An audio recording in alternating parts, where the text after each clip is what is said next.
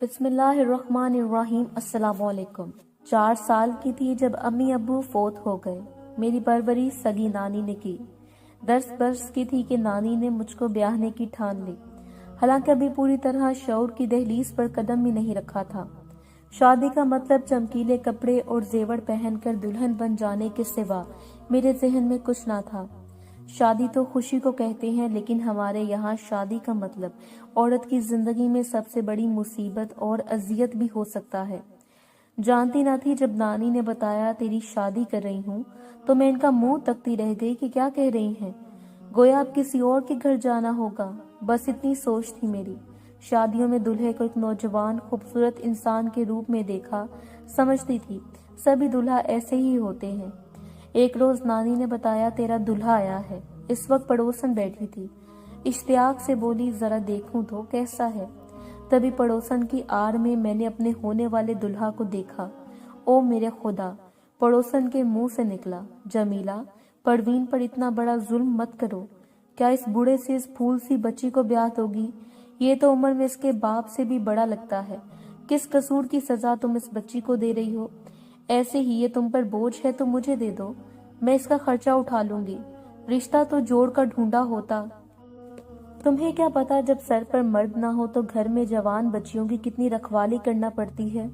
نانی کے اس جواب پر پڑوسن اپنا سا منہ بنا کر چلی گئی، مگر مجھ کو حالات کی سنگینی کا کچھ علم نہ ہوا کہ کم سن تھی اور ابھی تو میرے ہنسنے کھیلنے کھانے پینے کی عمر تھی، مگر نانی نے وہ ظلم ڈھایا جس کے تصور سے ہی لڑکیاں کانپ جاتی ہوں گی۔ میں 10 برس کی عمر میں 60 سالہ آدمی کی بیوی بن گئی۔ ان دنوں کے بارے میں لکھ نہیں سکتی، ان دنوں کو یاد نہ کروں تو اچھا ہے۔ یہ ستم ڈھانے والی نانی 3 برس ساتھ رہیں، اور جب میں 13 برس کی عمر میں ایک بچے کی ماں بن گئی تو اس نے مکمل طور پر مجھے اس بوڑھے کے حوالے کیا اور خود اپنے گھر چلی گئی۔ اب شعور آ گیا کہ جوانی کیا ہوتی ہے اور جوانی کے کیا ارمان ہوتے ہیں۔ بوڑھا بہت بدمزاج تھا، کبھی پیار بھرا سلوک کرتا اور کبھی میری چھوٹی چھوٹی غلطیوں پر سخت سرزنش کرتا تھا۔ تب میں اپنے والدین کو یاد کر کے گھنٹوں روتی تھی، جو مجھ کو پیار کرتے تھے اور ذرا سی تکلیف پر تڑپ اٹھتے تھے۔ جب میرے شوہر ملک نے دیکھا کہ یہ بچی خود کو ابھی تک نہیں سنبھال سکتی ہے اور نہ اپنے بچے کو، تب وہ نانی سے اصرار کرنے لگا کہ آ کر اس کے ساتھ رہو۔ نانی کو بھی یہی چاہیے تھا، تبھی وہ ترنت ہمارے گھر آ بسی۔ اب وہ ساتھ رہنے لگی، لیکن ساتھ رہنے سے میری مشکلات میں کمی کی جگہ اضافہ ہو گیا۔ نانی کے رویے میں میری شادی کے بعد بڑی تبدیلی آ گئی تھی۔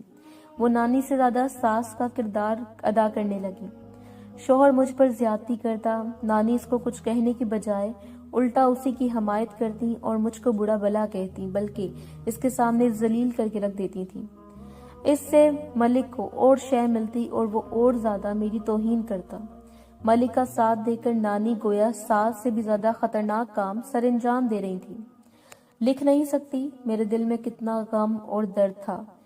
بے سہارا جو تھی، اس ظالم نانی کے سوا دنیا میں کوئی میرا نہیں تھا۔ ہو سکتا ہے کہ نانی یہ ناروا سلوک میرے ساتھ اس لیے کرتی ہوں کہ میں دبی رہوں اور میرا گھر بسا رہے۔ ملک کھاتا پیتا آدمی تھا۔ نانی جب اپنی ضرورت کے لیے رقم مانگتی، وہ فوراً اس کی ضرورت پوری کر دیا کرتا تھا۔ نانی کو اور کیا چاہیے تھا؟ ان کو اپنی زندگی ہی تو بسر کرنا تھی، جبکہ کمانے والا کوئی تھا ہی نہیں۔ نانی مجھے گھر سے باہر قدم نہ رکھنے دیتی تھی، آس پڑوس میں بھی جانے کی اجازت نہ تھی، حال دل کسی کو نہ کہہ سکتی تھی۔ اکیلی زیادتیوں کو برداشت کرتی تھی اور روتی تھی۔ اللہ سے رو رو کر فریاد کرتی تھی کہ تو ہی ان دونوں کے دلوں میں رحم ڈال دے یا پھر ملک اور نانی سے میری جان چھڑوا دے۔ وقت کے ساتھ ساتھ میں ذہنی مریض ہوتی جا رہی تھی۔ خود پر اس عمر میں جبر آسان نہیں ہوتا۔ بیٹھے بیٹھے دل میں عجیب و غریب سے وسوسے آنے لگتے، کہیں گھر کی چھت مجھ پر نہ گر پڑے، کہیں زلزلہ نہ آ جائے۔ امنگیں جنم لیتی اور اس لمحے دل میں دفن ہو جاتی تھی۔ پھر میرے شوہر کو احساس ہونے لگا کہ مجھ پر ظلم ہوا ہے اور اب اس کا ازالہ ہونا چاہیے۔ تبھی اس کے رویے میں تبدیلی آنے لگی۔ وہ میرا زیادہ خیال رکھنے لگا، مجھ سے پیار کرنے لگا اور اب نانی کو بھی اس کی زیادتیوں پر بڑبلا ٹوک دیتا کہ اماں تم چپ رہو، میری بیوی کو ڈانٹنے ڈپٹنے کی ضرورت نہیں ہے۔ अब वो मेरे लिए फल फ्रूट और खाने पीने की अशिया लाता और जोड़े मेकअप का सामान गर्ल्स हर तरह आराम और आसाइश देने लगा, मगर मेरा दिल इसकी तरफ माइल ना हो सका। मुझको अपने हम उम्र जीवन साथी की आरजू रहने लगी जो मेरे जैसा हो, मुझसे हंसे बोले और हम जिंदगी का लुत्फ ले सकें। वक्त गुजरते देर नहीं लगती, यूं मैं 2 बच्चों की माँ बन गई। ममता बड़ी चीज होती है। बच्चों ने मुझको अपना फरिश्ता कर लिया था। हरदम उनके प्यार में डूबी रहने लगी। वक्त के साथ साथ गमों और ज्यादतियों को भुलाकर बच्चों से दिल बहलाने लगी। अपने मासूमों की शरारतें जी लुभाती थी, मुझको गुदगुदाती थी और मैं खिलखिलाकर हंस पड़ती थी। जिंदगी एक डगर पर रवां रवां हो गई। अचानक अच्छी भली जिंदगी में नानी की नादानी से भौंचाल आ गया। हुआ यूं कि जाने कैसे नानी को ये ख्याल आ गया कि घर बदलना चाहिए, ये घर छोटा है। इसने रात दिन मलिक के कान खाने शुरू कर दिए। मलिक पर अपना मोहल्ला छोड़कर कहीं और नहीं जाना चाहता था, क्योंकि यहाँ सभी जाने पहचाने लोग रहते थे, जबकि नई जगह का पता नहीं होता कि वहाँ किस किस्म की आबादी है। आखिर वो दीवार खड़ी होगी जिसको मुझे बाद में फैलांग कर बच्चों की बर्बादी को आवाज देनी पड़ी। मेरे शौहर ने नानी के कहने पर दूसरी जगह किराए का मकान ले लिया। यूं हम लोग नए मकान में मुंतकिल हो गए, मगर ये तब्दीली सख्त नुकसानदेह साबित हुई। जिस मकान में हम शिफ्ट हुए, इसका एक हिस्सा मालिक मकान के पास था, जिसमें इसका जवान साल बेटा अजहर रहता था। वो निहायत बदचलन आवारा किस्म का लड़का था। हर खूबसूरत चेहरे पर इसकी नजरें होती थी। हर हसीन लड़की को देखकर फिसल जाता था। पढ़ाई से ज्यादा इसका दिल इश्किया गानों में लगा रहता था। एक दिन जब मैं सेहन में कोई काम कर रही थी, अजहर ने अपने कमरे की खिड़की से मुझे देख लिया। इसका कमरा बलाई मंजिल पर था और खिड़की से हमारे सेहन का मंजर साफ नजर आता था। मुझको देखकर वो मशहूर हो गया, क्योंकि मैं बहुत खूबसूरत थी। 2 बच्चों की माँ होकर भी एक दोशीदा नजर आती थी। मुझको देखकर कोई ना कह सकता था कि ये शादीशुदा और 2 बच्चों की माँ है। इसने खिड़की से खांसा और जब मैंने ऊपर निगाह की, एक फूल सेहन में गिरा दिया। बिलाशुबा अजहर निहायत हसीन और जमील था। तहाँ मैंने सोचा कि 2 बच्चों की माँ हूँ और शोहर बूढ़ा सही, मेरा ख्याल तो करता है। मेरी नानी भी इसकी कमाई पर ऐश करती है। मुझको इस कदर एहसान फरामोश नहीं होना चाहिए कि इसके होते किसी और की तरफ तवज्जो दूं। ये सोच के मैंने इसके सामने फूल उठाकर कूड़े में डाल दिया, ताकि वो मुझसे नाउमीद हो जाए और ऐसा वैसा ख्याल अगर दिल में है तो तौबा कर ले। मगर वो नाउमीद नहीं हुआ। मेरी इस हरकत ने इसके शौक आवारगी को मजीद बढ़ा दिया। बस इसके बाद इसने वतीरा बना लिया। जब मैं सेहन में होती और नानी अंदर कमरे में ऊँघ रही होती, वो खिड़की में आकर खांसता और फूल सेहन में गिरा देता। मैं भी इंसान थी, आखिर कब तक दामन बचाती। अब वो जिस रोज नजर न आता, निगाहें इसको तलाश करने लगती थी। दिल बुझा बुझा सा रहता। जिंदगी में कोई बड़ी कमी महसूस होती। ना चाहते हुए भी मैं इसके ख्यालों के दाम में आती गई। बुनियादी तौर पर मैं अच्छे ख्यालात की लड़की थी। जिंदगी की सबसे बड़ी महरूमी से दोचार होने के बावजूद गुनाह के बारे में कभी सोचा तक न था। महरूमियां अपनी जगह, मगर इन महरूमियों को गलत रास्तों पर चलकर पाना मेरा मसलक जिंदगी ना था। शामत अमाल के मालिक मकान ने मलिक से कहीं ये कह दिया कि मेरा बेटा तालीम की खातिर यहाँ शहर में है। मकान अपना है, मगर इसको खाने पीने की परेशानी रहती है। मुसलसल होटल का खाने से मेदे में तेजाबियत हो गई है, बीमार रहने लगा है। मलिक ने जवाब दिया कि अपना घर है, परेशानी की क्या बात है, खाना अजहर को हमारे घर से मिल जाएगा। मालिक मकान खुश हुआ, कहने लगा, जब तक मर्जी रहे मैं आपसे मकान खाली कराने की बात न करूंगा और किराया भी नहीं बढ़ाऊंगा। मेरे बेटे की पढ़ाई के 2 साल हैं, इसके बाद ये गांव आ जाएगा। इस रोज से खाना हमारे जिम्मे हो गया। मैं सुबह शाम रोटियां बना देती थी, सब्जी वगैरह वो ला देता तो सालन भी तैयार कर देती थी कि ये मेरे खाविंद का हुक्म था। जब खाना तैयार हो जाता, नानी आवाज लगाती और अजहर दरवाजे से ट्रे ऊपर ले जाता। उसी तरह वो रोज बर्तन भी दस्तक देकर सेहन के फर्श पर रख जाता था। ये खाना लेने देने का सिलसिला वसीला बन गया। मलिक काम पर चला जाता, नानी सो जाती तो मुझी को उसको खाना देना पड़ता था। अंधे को क्या चाहिए, 2 आंखें, बस अजहर की दिली मुराद बढ़ाई, इसके तो भाग जाते। शुरू में नानी ये फरीजा बाकायदगी से सरंजाम देती रही, फिर इन्होंने मुझको ये ड्यूटी सौंप दी कि अजहर का खाना इसको दे दिया करो। आग और कपास का क्या मेल, वो बदचलन और मैं महरूमियों की मारी इसकी मीठी मीठी बातों में आ गई। और ऐसा होना कुछ बैद ना था कि मैं खूबसूरत और जवान थी। इसने सोचने का मौका ना दिया और एक दिन निहायत कोशिश से अपने गलत ख्यालात की तरफ मुझको माइल कर लिया। दिल की हर बात इसको बताने लगी। लंबी कैद जैसी जिंदगी में मुद्दत के बाद एक दोस्त मिला था। तमाम राज दिल के इससे कहने लगी, दुख दर्द इसी के साथ बांटने लगी। लगता ये था कि अभी मेरी नई जिंदगी शुरू हुई है। बरसों पुराने समझौते का चगा मैंने उतार फेंका। ख्वाहिश का गला घोंटकर जीने वाली को गोया अरसे बाद ऑक्सीजन मिली थी। लिहाजा अजहर के उकसाने पर बगैर सोचे समझे अपने नन्हे मुन्ने प्यारे बच्चों को छोड़कर इसके साथ घर से निकल गई। बच्चे किसे प्यारे नहीं होते, जानवर तक अपने बच्चों पर जान वार देते हैं। मैं तो फिर इंसान थी, मगर अजीज़ जान जिगर कोशों को अब इन जज्बाती लम्हात में फरामोश कर बैठी। अपने शोहर को बुढ़ापे में बेआसरा छोड़कर घर में कदम निकाल दिया और वो एक मजबूत दीवार फैलांग गई जिसको औरत की शान, इसकी इज्जत और तहफ़्फ़ुज़ का नाम दिया जाता है और जिसकी हिफाजत के लिए नानी मुसलसल मेरे साथ रहती थी। नानी की आंखों में भी धूल झोंक दी। ये कुछ गांव की जिंदगी का भी असर था जहां मैंने बचपन गुजारा था। जेवर तालीम से आरास्ता ना थी, अगर तालीम पा लेती तो शायद ऐसा ना करती। अजहर मुझे लेकर एक दोस्त के पास दूसरे शहर आ गया।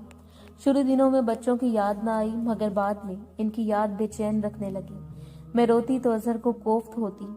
आखिर इसके दोस्त ने पता कराया तो अफसुर्दा खबर मिली कि मेरे भाग जाने के सदमे ने मेरे शोहर की जान ले ली। वो गम बर्दाश्त न कर सका और खालके हकीकी से जा मिला।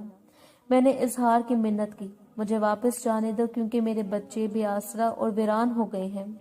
इनका नानी के सिवा इस दुनिया में कोई ना था। नानी भी बूढ़ी है, वो कहाँ बच्चों को संभाल सकती है। लेकिन अजहर एक संगदिल इंसान था, इसके दिल में कोई रहम न आया। इसने मुझे साबिका घर में जाने की इजाजत न दी। जो अपनी तमाम कश्तियां जला दी वो वापस लौट कर नहीं जा सकते। अजहर एक निकम्मा आदमी था, सख्त तंग दस्ती में गुजारा करना पड़ा। इसने मुझसे शादी को बाप से भी खुफिया रखा था।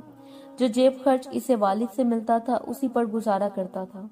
नानी किराए का मकान छोड़कर वापस अपने घर चली गई और मेरे दोनों बच्चों को भी हमरा ले गई। वो नन्हे मुन्ने माँ को ढूंढते थे। मेरे खामिद के मकान को नानी ने किराए पर बिठा दिया, जिसके किराए से बच्चों के दूध डबल रोटी का खर्चा बामुश्किल निकल आता था। वक्त गुजरता रहा। अजहर जब बाहर जाता बैरूनी एतराफ से ताला लगा जाता ताकि मैं घर से ना निकल सकूं। मुझको मेरे बच्चों की खबर देने वाला कोई न था। 4 बरस ऐसे ही रोते सिसकते गुजर गए। इस दौरान एक बच्ची ने जन्म लिया, मगर चंद रोज जिंदा रही। मैं फिर से तन्हा हो गई। काश मैं घर से निकलते वक्त कुछ सोच लेती, लेकिन जवानी की भूल ही होती है, जिसका इंजाम अच्छा नहीं होता और जो उम्र भर के दुख देती रहती है। उठते बैठते जागते सोते हरदम यही दुआ लबों पर होती है, ऐ अल्लाह मुझे मेरे बच्चों से मिला दे।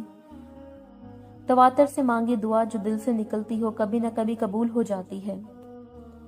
एक दिन अजहर अपने वालिद से गाड़ी मांग कर लाया और कहा कि चलो तुमको सैर कराऊं। तुम बहुत उदास और रंजीदा रहने लगी हो। जाने इसके जी में कैसे मुझको सैर कराने का ख्याल आ गया। मैं भी लम्हा भर को जी उठी कि इस 4 दीवारी से बाहर की दुनिया को देखे मुद्दत गुजर चुकी थी। वो मुझे इस शहर लाया जहाँ मेरी नानी का घर था, जहाँ मलिक का घर था और जिस शहर में मेरे बच्चे रहते थे। हम बाजार से गुजर रहे थे और मैं सोच रही थी कि काश कोई मौजज़ा हो जाए और मैं अपने बच्चों की एक झलक देख सकूं। इस सोच में खोई हुई थी। अचानक निगाह सामने से गुजरते 2 बच्चों पर पड़ी जो हूबहू मेरे फहद और हमाद जैसे थे, मगर इनके चेहरे मैले और कपड़े गंदे और फटे हुए थे। दुबले पतली हड्डियों के ढांचे, मदकूक चेहरों वाले ये बच्चे भीख मांग रहे थे। इनको देखकर मेरी चीख निकल गई। अजहर ने पूछा क्या हुआ। मैंने कांपते हाथों से इशारा किया, वो देखो, वो मेरे बच्चे फहद और हमाद। अजहर ने कहा तुमको गलत फहमी हुई है, तुम पागल हो गई हो। वो फहद और हमाद हरगिज नहीं है। ये कहते हुए उसने गाड़ी तेजी के साथ आगे निकाल ली और गम से बेहोश हो गई। होश में आई, अपने आप को घर पर पाया। अजहर मुझे बेहोश को घर में बिस्तर पर लिटाकर बैरूनी दरवाजे को ताला लगाकर न जाने कहाँ चला गया था। तभी मैं उठकर दीवारों से सर टकराने लगी। میری چیخیں پڑوس میں گئیں تو انہوں نے دیوار کے ساتھ سیڑھی لگا لی اور پوچھا کیا ہوا ہے۔ میں نے رو رو کر کہا خدا کے لیے مجھے یہاں سے نکالو، مجھے اپنے بچوں کو دیکھنا چاہتی ہوں۔ پڑوسن بولی یہاں سے نکلو گی تو کہاں جاؤ گی؟ کہیں بھی جاؤ گی، گاؤں چلی جاؤ گی، مگر مجھے یہاں سے نکال لو۔ اس نے کہا اچھا میرا شوہر آئے گا تو میں ان سے کہوں گی وہ تمہارے شوہر سے بات کریں۔ پڑوسی کے دباؤ پر اثر مجھے سابقہ گھر لے گیا جہاں تالا پڑا ہوا تھا۔ نانی کے گھر بھی تالا تھا۔ پڑوسیوں نے بتایا کہ تمہاری نانی کا انتقال ہو گیا تو کچھ دن ہم نے تمہارے بچوں کو سنبھالا۔ ایک دن وہ ہمارے گھر سے بتائے بغیر نکلے اور پھر واپس نہیں آئے۔ ہم نے بہت ڈھونڈا، نہ جانے کدھر چلے گئے۔ یہ جان کر، خبر سن کر میرا دل ڈوب گیا۔ میں نے اپنی آنکھوں سے فہد اور حماد کو بھیک مانگتے دیکھا تھا۔ یقیناً وہ میرے بچے تھے کہ میری آنکھیں دھوکہ نہیں کھا سکتی۔ اے کاش ظالم اظہر وہاں گاڑی روک لیتا اور مجھے ان سے بات کرنے دیتا تو ہم ان کو اپنے ساتھ لے آتے۔ اس واقعے کو کئی برس گزر گئے ہیں مگر وہ منزل بھول نہیں پاتی جب میں نے اپنے جگر کے ٹکڑوں کو سڑک پر بھیک مانگتے دیکھا تھا۔ خدا جانے ان پر کیا گزری اور وہ کس حال میں ہے۔ اظہر نے مجھ پر ایسی پابندیاں لگائیں کہ انہیں تلاش بھی نہ کر سکی۔ اظہر کو اس معاملے سے کوئی دلچسپی نہیں تھی کہ میرے بچے مجھے ملیں یا نہ ملیں۔ ان کو ان یتیموں سے کیا علاقہ، ان کا باپ مر گیا اور ماں بھی کھو گئی۔ جب تک جیوں گی مرتے دم تک بے چین رہوں گی۔ یہ ایسی سزا ہے جو موت کے بعد بھی شاید ختم نہ ہوگی۔ ہر عورت سے التجا ہے جب وہ ایک بار ماں بن جائے پھر اپنی ذات کی خوشیاں بھول کر صرف اپنے بچوں کے لیے زندگی وقف کر دے اور کوئی میری جیسی غلطی کبھی نہ کرے، خواہ شوہر بوڑھا ہی کیوں نہ ہو۔